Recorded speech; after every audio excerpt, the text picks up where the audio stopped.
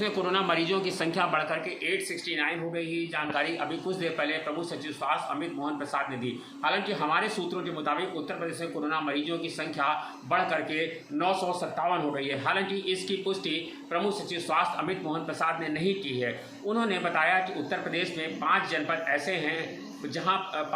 ऐसे हैं जहां कोरोना हॉट स्पॉट बना हुआ है। उन जनपदों में नोएडा, गाजियाबाद, मेरठ, सहारनपुर, आगरा और लखनऊ, ये 5 ऐसे क्षेत्र हैं जहां पर कोरोना मरीजों की संख्या सबसे ज़्यादा है। यानी लखनऊ अब उत्तर प्रदेश में दूसरे नंबर पर आ गया है। सबसे पहले नंबर पर आगरा है जहां 198 मरीज हैं और उत्तर प्रदेश में आज 53 नए मरीज मिले हैं। लखनऊ में 53 नए मरीज मिले हैं, जिसके चलते लखनऊ की संख्या कोरोना मरीजों की पॉजिटिव संख्या 172 पहुंच गई है। ये जानकारी उन्होंने दी। उत्तर प्रदेश में इस तरह से कुल आंकड़ा 957 पहुंच रहा है, लेकिन उनके मुताबिक ये आंकड़ा अभी 869 ही है। आपको बता दें 10,025 लोग ऐसे हैं जो अभी भी आइसोलेशन वार्ड में 1025 लोग ऐसे हैं जो अभी भी आइसोलेशन वार्ड में हैं, जबकि 10,000 से अधिक लोग ऐसे हैं जो अभी भी क्वारंटाइन वार्ड में रखे गए हैं। इसके अलावा आपको बता दें अमित मोहन प्रसाद ने बताया कि उत्तर प्रदेश की योगी सरकार के फार्मूले पर चलते हुए कड़ी मेहनत करते हुए अधिकारियों और जनता के सहयोग से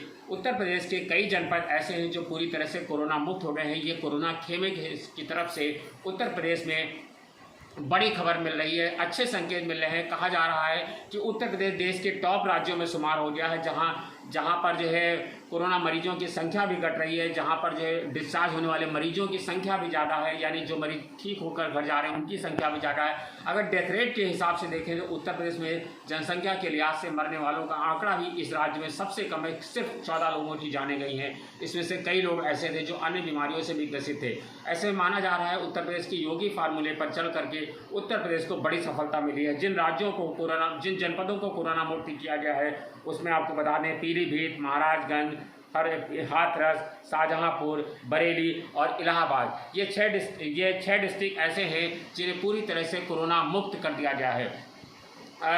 शाहजहांपुर में ज़रूर जो है कुछ पेशेंट हैं 2, लेकिन वह भी कोरोना मुक्त की कगार पे ही खड़ा है। तो 5 डिस्ट्रिक्ट पूरी तरह से, शाहजहांपुर भी 1-2 दिन के अंदर कोरोना मुक्त घोषित कर दिया जाएगा। इसके लिए अपर प्रमुख सचिव गृह अवनीश अवस्थी ने वहां के जिलाधिकारी और कप्तान दोनों को और स्वास्थ्य विभाग को भी खासी धन्यवाद दिया है और कहा है कि उन लोगों की मेहनत से ये जिले कोरोना मुक्त हो गए हैं। और आपको बता दें उसके पहले आज मुख्यमंत्री योगी आदित्यनाथ ने लोकभवन में टीम 11 के साथ बैठक की। टीम 11 के साथ बैठक करके उन्होंने तमाम सारे फैसले लिए। उन्होंने कहा कि जो सोशल डिस्टेंसिंग है उसको मेंटेन रखा जाए, जो हॉट स्पॉट वाले क्षेत्र हैं वहाँ ध्यान दिया जाए। उन्होंने कहा कि 30 जून तक ऐसे सभी लोगों को चिन्हित कर लिया जाए जो राशन कार्ड के पात्र नहीं हैं, मतलब राशन कार्ड उनको राशन चाहिए लेकिन उनके पास राशन नहीं है, ऐसे लोगों का राशन कार्ड बना दिया जाए।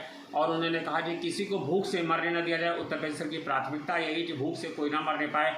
ऐसे लोगों को उन्होंने कहा कि सभी लोगों को राशन मुहैया कराया जाए। निराश्रित लोगों को 1,000 रुपये देने का भी उन्होंने निर्देश दिया है। अब तक आपको बता दें 23,70,000 से अधिक श्रमिकों को जो है ये 1,000 रुपये की श्रमिक धनराशि उनके खातों में मुहैया करा दी गई है। लगभग 237 करोड़ रुपए की धनराशि ऐसी है जो इन श्रमिकों के खाते में मुहैया कराई गई है। और आपको बता दें 35,968 यूनिट ऐसी हैं, एपीसी ने बताया जो ऐसी इंडस्ट्रियल यूनिट हैं जहां पर काम शुरू कर दिया गया और वहां के सभी लोगों को वेतन मुहैया करा दिया गया है। और आपको बता दें 412 यूनिट ऐसी हैं जहां पर सैनिटाइजेशन बनाने का काम चल रहा है।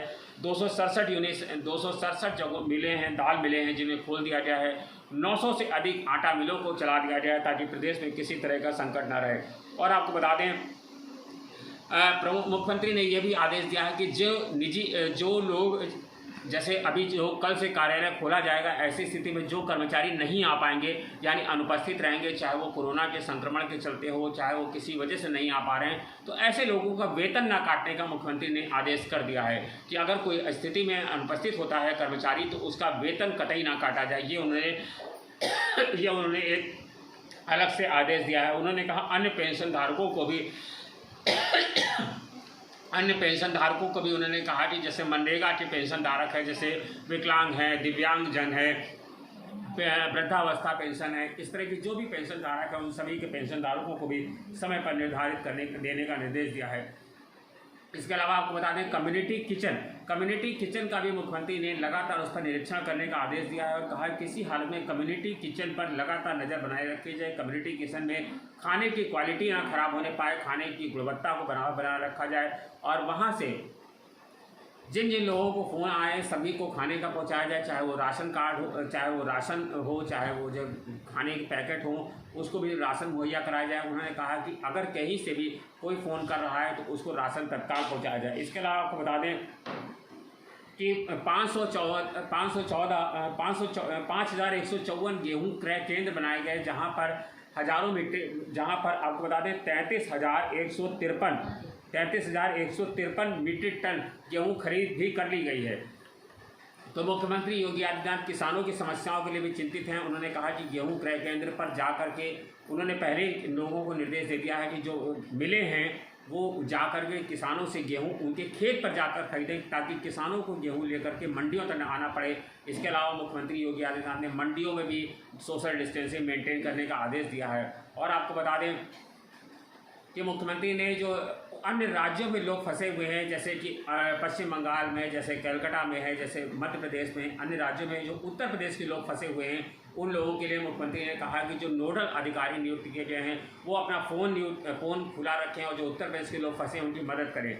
उधर आपको बता दें कल राजस्थान के कोटा से 200 बसें चलाकर मुख्यमंत्री योगी आदित्यनाथ ने कई सारे छात्रों को वहाँ से लेकर के उत्तर प्रदेश में उनके घरों तक पहुँचा रहे हैं। ज़्यादातर लोग पूर्वी उत्तर प्रदेश के रहने वाले हैं, उन सभी को उनके घर पहुँचाया जा रहा है। इसी क्रम में आज सुप्रीम कोर्ट में PIL दायर की गई। सुप्रीम कोर्ट ने PIL दायर करके कहा गया है कि जो लोग अन्य राज्यों में फंसे हैं, जो वहाँ के मजदूर हैं, उनको भी सरकारी बसों से ला करके यहाँ पर लाया जाए। ये याचिका सुप्रीम कोर्ट में आज दायर की गई है। अब देखना है बस इंतजार है कि सुप्रीम कोर्ट इस मामले में क्या आदेश देता है। उधर आपको बता दें कि 3 मई तक प्रधानमंत्री ने लॉकडाउन कर रखा है, जबकि सोमवार से यानी कि 21 तारीख से प्रधानमंत्री ने कहा था कि अपने 3 मई के भाषण में, पिछले भाषण में, कि 3 मई तक लॉकडाउन है, लेकिन 20 मई तक परिस्थितियों का अध्ययन करने के बाद जो जरूरी होगा वो खोला जाएगा।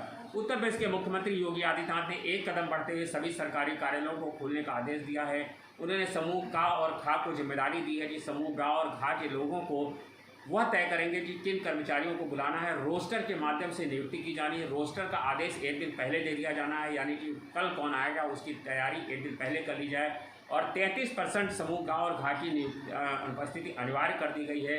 रोस्टर के अलावा बुलाना जाना है, वो कह रहे हैं। उन्होंने कहा कि कोशिश की जाए कि अल्टरनेट डेज पर ही लोगों को बुलाया जाए। और उन्होंने कहा इसके अलावा ऑफिसों में सोशल डिस्टेंसिंग का मेंटेन की जाए, सैनिटाइजेशन का पूरा प्रयास रखा जाए, साबुन पानी का ध्यान रखा जाए और किसी भी हालत में सोशल डिस्टेंसिंग का नियमों का पालन, ऐसा ना हो कि सोशल डिस्टेंसिंग का पालन ना किया जाए। इसके अलावा साथ साथ आपको बता दें कि कई ऐसे जो उत्तर प्रदेश में बड़ी संख्या है चूँकि राज्य कर्मचारियों की, तो तकरीबन 2.5 करोड़ के आसपास ऐसे लोग हैं जो उत्तर प्रदेश राज्य कर्मचारी हैं। ऐसे लोगों के सामने सोमवार को शासन प्रशासन के सामने भी एक बड़ी चुनौती होगी, क्योंकि ऐसे लोगों को पास जारी करने हैं। उधर लखनऊ में SP क्राइम ने कहा है कि जो उन्हीं लोगों की गाड़ियों को जाने आने की अनुमति होगी जिनके पास धारक होंगे।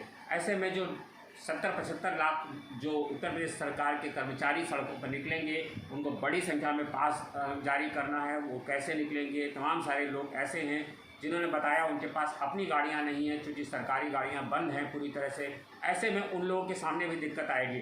तो वह सब लोग अपने तरीके से सरकार के सामने अपना पक्ष रख रहे हैं, अपने कार्यालयों के माध्यम से, अपने अधिकारियों के माध्यम से शासन को अपनी समस्याओं को बताने की कोशिश कर रहे हैं। अभी हमसे कुछ देर पहले जवाहर निगम कर्मचारी संघ ने बात किया। उन्होंने कहा कि कर्मचारियों को बुलाया जा रहा है, लेकिन कर्मचारियों की जान की कीमत कौन अदा करेगा अगर उनके साथ कुछ होता है? क्योंकि चतुर्थ श्रेणी कर्मचारी, तृतीय श्रेणी कर्मचारी है। ऐसे में वो किस तरह से सड़कों पर आते हैं? जिस तरह से लखनऊ में मरीजों की संख्या बढ़ रही है और अन्य राज्यों में, अन्य जनपदों में कोरोना मरीजों की संख्या बढ़ रही है, तो ऐसे में अभी ऑफिस की खोलने की आपाधापी जो हो रही है वह बेहतर नहीं है। लेकिन फिर भी शासन के नियम है तो पालन तो करना ही है। नौकरी कर है तो उसको करना तो है ही है। अब देखना यह है कि सोमवार को जो शासन प्रशासन ने नियम कर रखा है उस पर क्या निर्णय होता है। और आपको बता दें, आज केंद्र सरकार के मंत्रियों ने जीओएम की बैठक कर रखी है।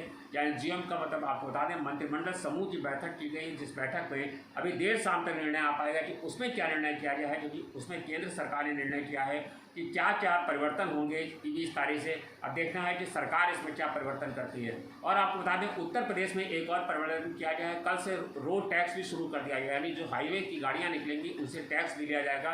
लॉकडाउन भर इस बार की छूट दी गई थी, लेकिन 31 तारीख से उत्तर प्रदेश सरकार ने लगभग सारी चीज़ों को सुचारू रूप से, सिर्फ यातायात को छोड़ दें तो लगभग, और सारी चीज़ों को, निजी कार्यालयों को छोड़ दें तो लगभग सारी चीज़ों को सुचारू रूप से शुरू करने का मन बना लिया है।